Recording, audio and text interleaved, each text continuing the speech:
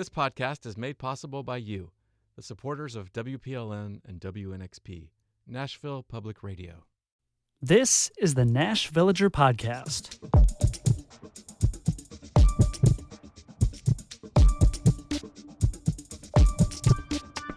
It's October 31st, 2024, Halloween, the most eerie day of the year. And it was on this day in 2011 that our planet hit what some people called a dark milestone, a portent of impending resource wars and global instability. The day of 7 billion. That was one take on it, anyway.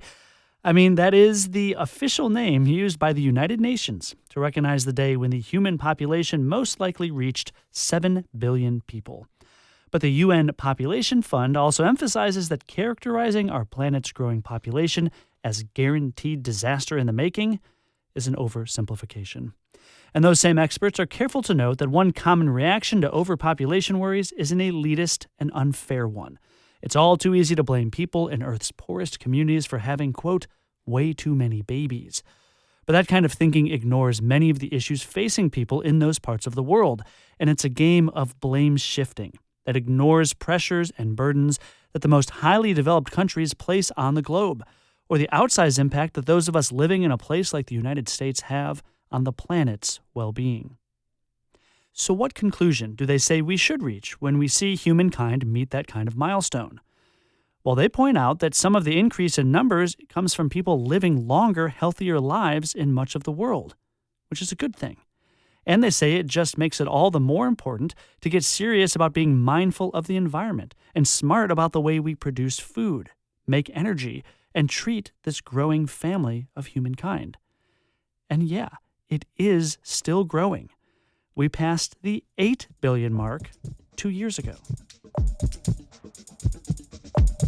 I'm Tony Gonzalez, and this is your daily digest of what's happening around Middle Tennessee from Nashville Public Radio, WPLN News. Right now, several mid-state communities are attempting to determine just how much they've grown since the last national census in 2020. This is something we've seen midway through each of the last several census cycles. Just a few years after the results are announced, towns and cities put out the word that they're holding yet another head count. Since 2020, we've reported that Spring Hill, Nolensville, Laverne, Gallatin, Columbia, and Franklin have done what's called a special census. And the reason to do one is simple: money. The state allocates funding for each local government based on population. So when a community seems to be growing fast, the choice is between going through the headache of conducting a count or leaving money on the table. And given that expanding infrastructure to handle growth costs a lot, well, a lot of town councils decide the choice is pretty clear. But unlike the big census that happens once a decade, any local government that decides it needs to hold a special one often has to handle the logistics on their own. They can petition the Federal Census Bureau to conduct one, but that still involves an application process. The other option is to just completely do it themselves, following guidelines set out by the state. Going that route, they have to set very clear boundaries for the area that's being measured and how it is subdivided. They've got to designate an independent entity to do the actual head count. And once an initial count is made, they've got to figure out how to check their work with a poll that includes at least 10% of the population. That's called the verification sample. After all of that, the documentation of everything they did goes to the state. And if the state certifies their findings, that very well may qualify the community for more money in the next state budget cycle. Or maybe it won't. As you might imagine, jumping through those hoops comes at a financial price.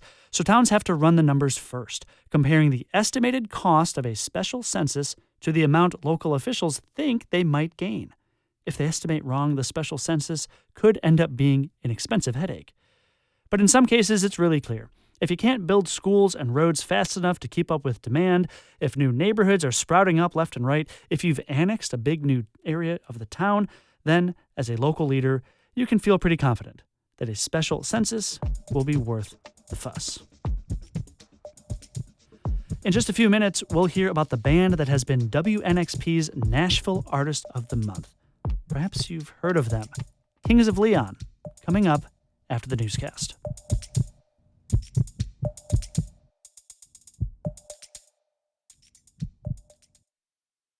Tennessee's legislature has passed a record-breaking number of anti-LGBTQ laws. I'm Miriam Yao, and as WPLN's Power and Equity reporter, I focus not only on how marginalized communities contend with those new laws, but how they come together in spite of them. I think what gives me hope is that someone like you is covering this. Because if the overwhelming narrative is one of defeat, how can we have hope? Listen here on 90.3 WPLN News. For WPLN News in Nashville, I'm Tony Gonzalez. Early voting turnout in Nashville has been trailing what poll officials saw in the last presidential election. Turnout is nearly 7% behind 2020 early voting. That's despite a big showing that caught attention in the first few days. Those who are casting ballots are doing so with purpose. Chung Lee voted early at the Hermitage Library. He brought his son along, even though he isn't quite old enough to vote yet, to set a good example. People have given a lot up to get that right. And I always explain to my son that every time he has a chance, he must vote. Especially, in this 2024 election that we probably don't want to see a repeat of what happened between 2016 to 2020. That's why I came to vote. Nashville turnout could reach 200,000 voters. In recent elections, roughly half of voters have been choosing to vote early. Today is the final day of early voting, and Davidson's polls will be open from 8 a.m. to 7 p.m. And as that early voting wraps up today, WPLN's Rose Gilbert has a couple of state house races to keep an eye on. Nashville is often referred to as a blue island in a red state, represented at the Capitol by a cluster of liberal lawmakers. However, House District 50 in West Davidson County has historically been competitive. Democratic Representative Bo Mitchell was first elected to the seat in 2012 by a slim margin. He won several hard-fought victories over the next few elections, eventually converting District 50 into a securely Democratic seat. So secure, in fact, that he ran unopposed in the past two general elections. But this year, Mitchell does have an opponent, Republican Metro Council member Jennifer Frensley Webb. Meanwhile, on the other side of town in District 60, first-time candidate Shondell Brooks will face Republican Chad Bobo, a former aide to House Speaker Cameron Sexton. Brooks became a fierce advocate for gun reform after her son was killed in the Waffle House shooting. That race will decide who succeeds Democrat Darren Jernigan. Rose Gilbert, WPLN News. There is no longer an active search underway for the last person missing from the East Tennessee floods.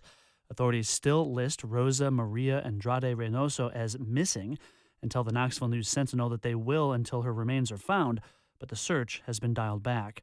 She was a mother of two and an employee of Impact Plastics, where at least 10 workers had to cling to a semi-truck as the Nolichucky River rose around them. 5 died and others were rescued by a helicopter. The flooding prompted a lawsuit alleging that the company did not allow employees to leave until it was too late. 2 state agencies are investigating. One of the top health issues for military families is now impacting those in our region. It has to do with military housing. WPLN's health reporter Catherine Sweeney tells us at Fort Campbell the problem is likely leaving children sick, and there's not much parents can do about it. Across the country, military families who live in base housing are complaining of rampant mold growth and health problems.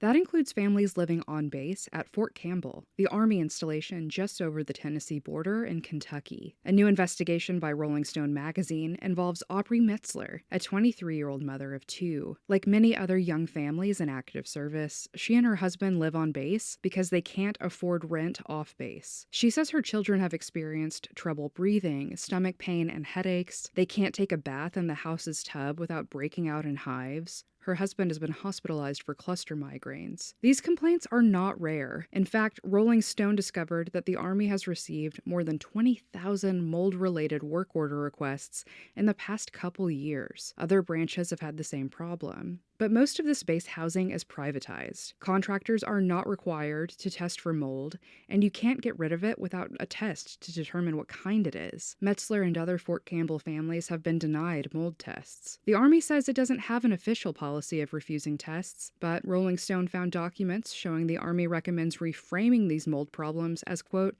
just a part of life, in an effort to protect against any negative publicity. Catherine Sweeney, WPLN News. Tennessee's Retail Accountability Program is designed to make sure stores pay their fair share of sales tax for for small purchases like candy, snacks, beer, or cigarettes, which might otherwise fly under the radar of the state's Department of Revenue. The state legislature created the program in 2012, but next year the program is scheduled to be sunset. That means all that extra tax enforcement would go away, except for alcohol and tobacco purchases. The Tennessee Comptroller's Office says the program was a net positive for the state. It cost just under $4 million a year and collected over $35 million in unpaid sales taxes. The Comptroller's Office says it will present its research to the state legislature so lawmakers can decide whether to renew the program. Metro Water Services has mapped where lead pipes are in Nashville. The agency released a map this month as part of a requirement by the U.S. Environmental Protection Agency. The Biden administration has committed to replacing all lead pipes in the nation within the next 10 years, and Nashville is now doing its part, slowly.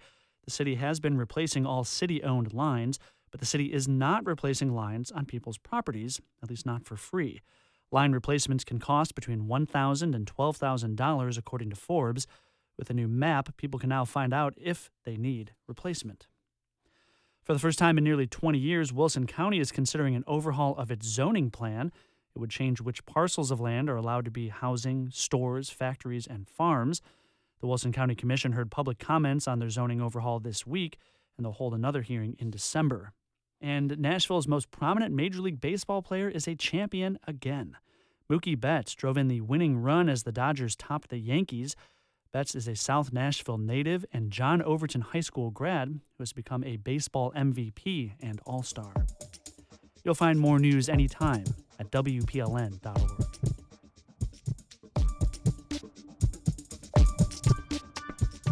Kings of Leon is Nashville's most successful rock band by nearly every measure. They released their 9th album this year.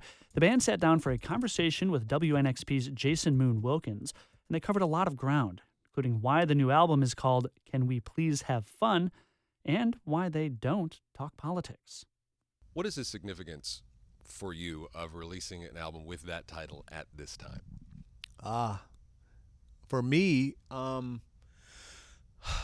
I knew going into this record that I wanted it to be so different from the last record, because the last record we made it, and then COVID hit, and then we had to wait forever, and then we had some tragedy in the family and stuff like that. So when it came time to start this record, it was like, we have no option but to have fun with this. Like, I wanted to put a good taste back in my mouth of the whole process of making records and creating music with the band. So for me, it was very easy, like, to go in there, and I mean, I can say that this was the most fun I've ever had making a record. Number 9 by far. And I think that had a lot to do with just us being free and knowing that there was really, by your 9th record, you've played every chord progression humanly possible. So you're not going to reinvent the wheel, but you can find fun ways to still, get to where you're wanting to go. You've never been a band that has really waded too much into the political sphere or anything like that, but this is a time when it feels like everyone's sort of pulled into almost a binary position.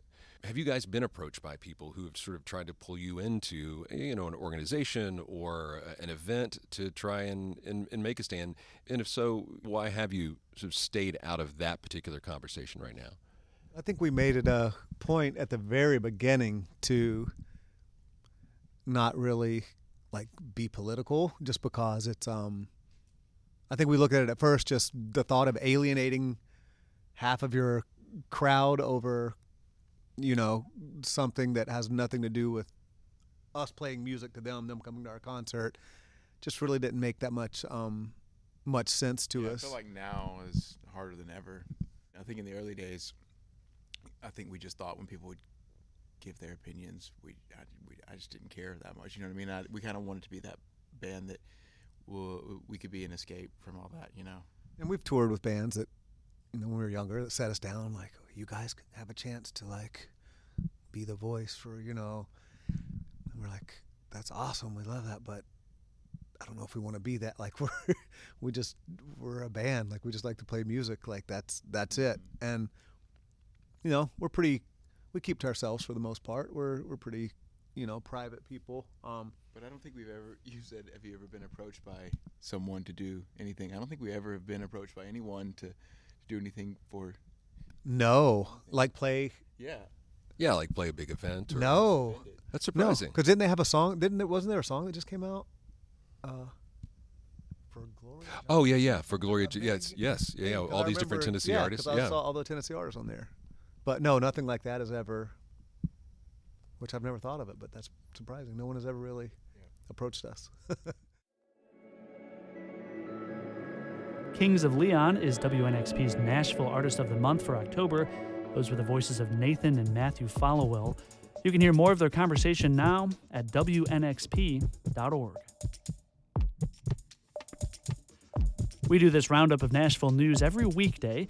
Please consider subscribing on your favorite podcasting app.